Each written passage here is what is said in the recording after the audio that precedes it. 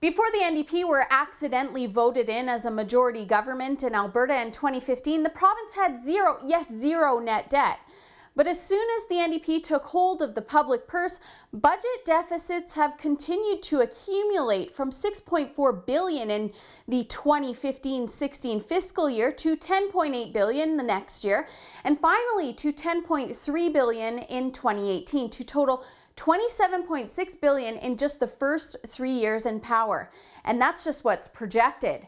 And now, according to this report from the Fraser Institute, Alberta has larger financial debts than Ontario did when that province was faced with the economic crisis of 2008.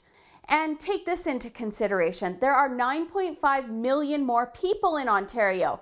So in just a few short years, 40% of the debt gap between Alberta and Ontario will be gone.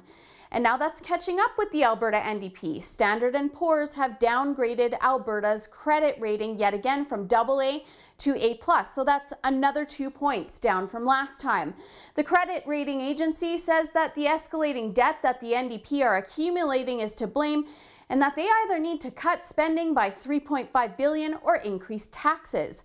The government says they will do neither, even though it would be really easy to make some cuts to their out-of-control spending. Alberta has faced economic hardships in the past when the price of oil was down, and when push came to shove, the government made necessary cuts to make sure the province was on the right track.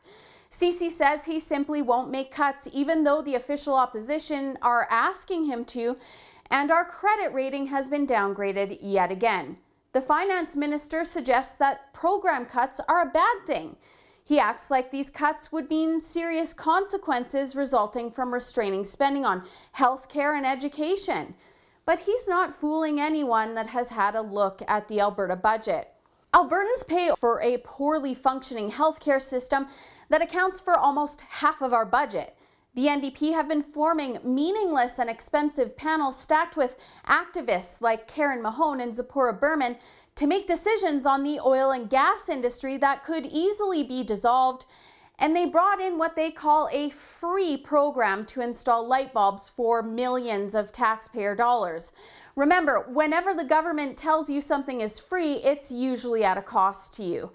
And that's just a start. The NDP could easily curb their spending, but they won't. Joe Ceci said it himself. Actually, they're ramping up the spending on all the extras. It's almost like they have no idea how to be responsible with money. But I mean, what can we expect from a caucus of Starbucks baristas and kids that have never really had to sit down and worry about how to make ends meet like the rest of Albertans that are suffering out there?